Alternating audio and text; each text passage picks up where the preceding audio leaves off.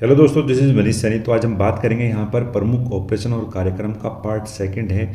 और यहाँ पर उत्तराखंड के अंदर जितने भी जो प्रमुख ऑपरेशन हुए हैं, प्रमुख कार्यक्रम हुए हैं, उन सभी के बारे में बात करेंगे।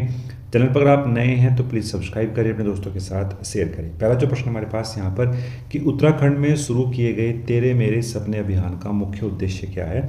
तो वो है यहाँ पर महिला सशक्तिकरण और सुरक्षा को बढ़ावा देने के लिए तेरे मेरे सपने अभियान को चलाया गया था। बात करेंगे डिटेल में। उत्तराखंड में वुमेन एम्पावरमेंट को बढ़ावा देने के लिए सेतु आयोग और राष्ट्रीय महिला आयोग ने तेरे मेरे सपने अभियान की शुरुआत की। इस अभियान के माध्यम से महिलाओं को कार्यस्थल पर यौन उत्पीड़न से सुरक्षा, घरेलू हिंसा से बचाव, शादी से पहले संवाद और कौशल विकास प्रशिक्षण दिया जाएगा। तो काफ़ी महत्वपूर्ण है तेरे मेरे सपने।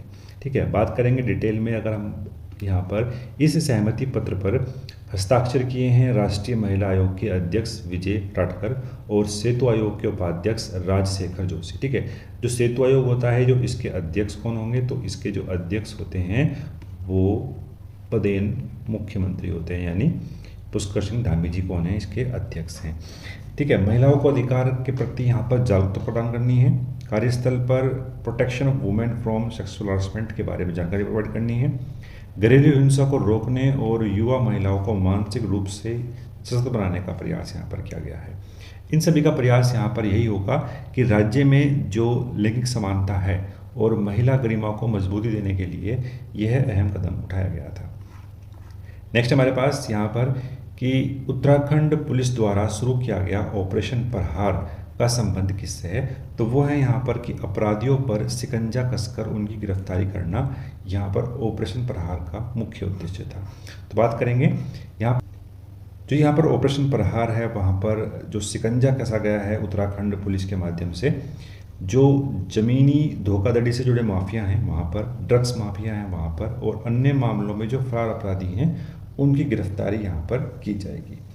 नेक्स्ट प्रश्न हमारे पास कि उत्तराखंड पुलिस द्वारा ऑपरेशन पिंक किस उद्देश्य से प्रारंभ किया गया था।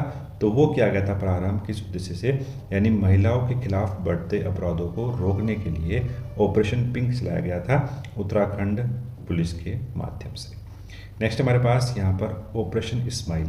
ऑपरेशन स्माइल यहाँ पर उत्तराखंड में गुमशुदा लोगों की तलाश के लिए पुलिस के द्वारा चलाया गया ऑपरेशन स्माइल यहाँ पर है।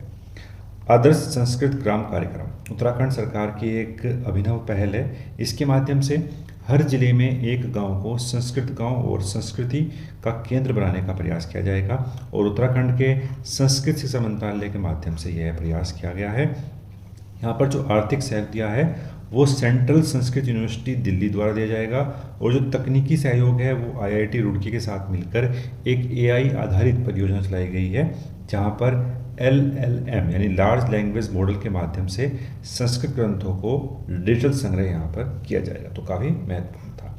नेक्स्ट हमारे पास यहाँ पर सूर्य ड्रोन टेक 2025 कार्यक्रम, इसका जो आयोजन है वो देहरादून में किया गया था। सहयोग यहाँ पर भारतीय सेना, सेंट्रल कमांड और SIDM के माध्यम से किया गया था। नेक्स्ट प्रश्न हमारे पास उत्तराखंड सम्मेलन SEFCO 2025 का विषय क्या था। तो वो था यहाँ पर सस्ती ऊर्जा और रसायनों के साथ एक सतत भविष्य प्रेरित करना। बहुत ही महत्वपूर्ण है, एग्जाम में पूछे जाने वाला करंट अफेयर है। बात करेंगे डिटेल में। ये जो सम्मेलन है, यह सम्मेलन जो वैज्ञानिक और औद्योगिक अनुसंधान परिषद, भारतीय पेट्रोलियम संस्थान और यहाँ पर किया गया था इंस्टीट्यूट ऑफ पेट्रोलियम के में किया गया था, और देहरादून के अंदर 23 से 25 अप्रैल 2025 के बीच किया गया। यहाँ पर अंतर्राष्ट्रीय सम्मेलन ऊर्जा भविष्य को आकार देना, उसकी चुनौतियों और अवसरों की मेज़बानी यहाँ पर की गई थी। 2017 में CEFCO सम्मेलन का पहला संस्करण आयोजित किया गया था। इसका जो ऑब्जेक्टिव है, जो उसका उद्देश्य है, वो यहाँ पर यह था कि ऊर्जा और रासायनिक क्षेत्र में उनकी चुनौतियों और अवसरों पर विचार विमर्श किया जाएगा, और सतत ऊर्जा भविष्य के विकास में योगदान यहाँ पर दिया जाएगा। यह इसका कुल मिलाकर बात करते हैं तो 7वां संस्करण था, और यह एक अंतर्राष्ट्रीय आयोजन है। इसका विषय हमने क्या डिसाइड किया था कि सस्ती ऊर्जा और रसायनों के साथ एक सतत भविष्य को प्रेरित करना। नेक्स्ट हमारे पास भारतीय सेना और पंतनगर विश्वविद्यालय के बीच एक समझौता ज्ञापन हुआ है, और यह संबंधित है आपके पास यह समझौता जो मिलिटेंट्स हैं, जो आपके श्री अन्न हैं, जिनको मिलिटेंट्स बोलते हैं, श्री अंश को, यानी मोटे अनाज जो हैं आपके, और उनसे बने पोषण युक्त और सुपाच्य उत्पादों के विकास को बढ़ावा देने के लिए किया गया है। श्री अन्न का जो मतलब है यहाँ पर जो हमारे पारंपरिक पोषक अनाज है, जैसे बाजरा, कोदा, सावा, तो उनसे मतलब है यहाँ पर आपका मिलिटेंट्स यानी श्री अंश। बात करेंगे, ये समझौता जो है वो विशेष रूप से सैनिकों के लिए एक खाद्य उत्पादों के शोध, प्रशिक्षण और उत्पादन पर केंद्रित है। यह पहल भारतीय सेना में श्री अन्न के प्रयोग को प्रोत्साहित करने की दिशा में एक महत्वपूर्ण कदम होगा। जो समझौता हुआ है यहाँ पर भारतीय सेना और पंतनगर विश्वविद्यालय के बीच, बहुत ही महत्वपूर्ण था। नेक्स्ट हमारे पास यहाँ पर ड्रैगन मिशन 2025। उत्तराखंड में ड्रैगन मिशन चलाया गया है। इसकी शुरुआत जो है वो मुख्यमंत्री पुष्कर सिंह धामी जी ने की है, और इसका जो उद्देश्य है वह है यहाँ पर कि ड्रैगन फल की खेती को बढ़ावा देने के लिए यह मिशन चलाया गया है। यह मिशन मुख्यमंत्री राज्य कृषि विकास योजना के अंतर्गत संचालित किया जा रहा है, और इसके माध्यम से जो उत्तराखंड के अंदर जो ड्रैगन फसल है वो कुल मिलाकर 7 जिलों में जो है इसकी यहाँ पर खेती होने वाली है। ठीक है, 7 जिलों में लागू किया गया है। इनमें कौन कौन से हैं? उधम सिंह नगर है, हरिद्वार है, नैनीताल है, बागेश्वर है, पौड़ी है, देहरादून है और टिहरी। ठीक है, ये कुल मिलाकर जो है 7 जिले हैं। एग्जाम में जो है यहाँ से प्रश्न बन सकता है।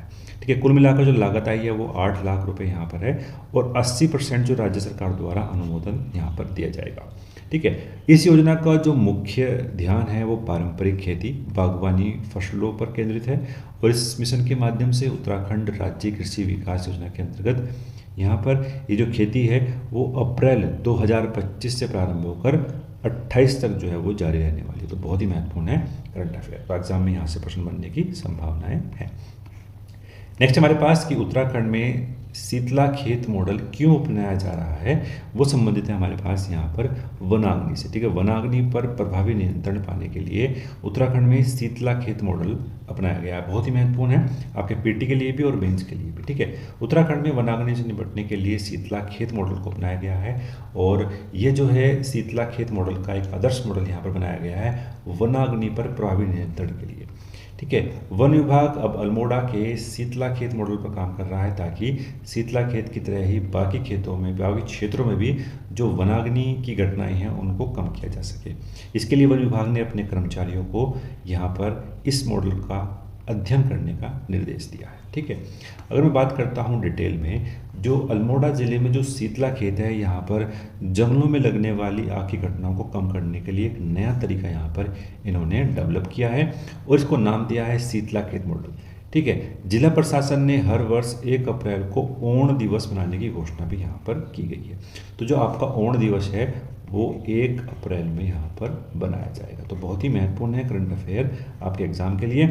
और बात करते हैं यह पर्वतीय इलाकों में जो खरीफ की फसलों के लिए खेत तैयार करते समय खेतों, उसकी बंजर भूमियों, खेत की मेड़ और दीवारों पर उग गई झाड़ियाँ, खरपतवारों को काटकर, सुखाकर, जलाकर किया जाता है इस त्यौहार को। इस प्रदेश के अलग अलग हिस्सों में ओण, आड़ा और खेड़ा जलाना कहा जाता है। शीतला खेत मॉडल को जो विकसित करने की जो महत्वपूर्ण भूमिका है वो शीतला खेत के संयोजक गजेंद्र पाठक ने निभाई है। ठीक है, ये महत्वपूर्ण था आपके एग्जाम के लिए। तो यहाँ पर हमने जो है 2 पार्ट में डिस्कस किया है। आपके जो ऑपरेशंस हैं, जो ऐप्स हैं, उनको मैं आपने यहाँ पर डिस्कस कर लिया है। अगर आपको चैनल पसंद आया है तो प्लीज़ लाइक करें, अपने दोस्तों के साथ शेयर करें। मिलते हैं नेक्स्ट वीडियो में। धन्यवाद, जय हिंद।